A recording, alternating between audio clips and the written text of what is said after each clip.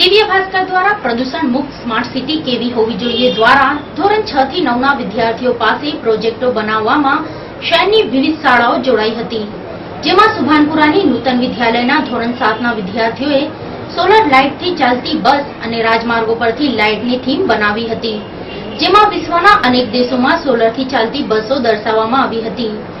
નૂતન વિદ્યાલયના ધોરણ 7 ના ધ્રુવ જોશી, દીપ જોશી, પ્રાચી બારિયા અને જંકૃત દેસાઈએ પ્રોજેક્ટો બનાવ્યા હતા।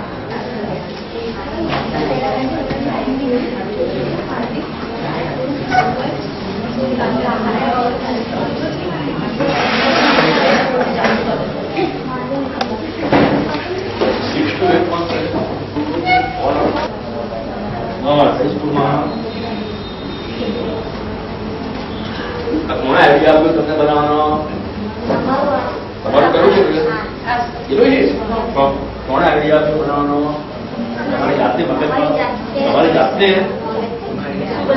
પ્રદૂષણ મુક્ત વાહન વ્યવસ્થાપન તમારું કયું છે? આખું જ બધું ઓકે। શું બનાવી છે? પ્રદૂષણ કોને કહેવાય? ચાલો હા બોલો, પ્રદૂષણ કોને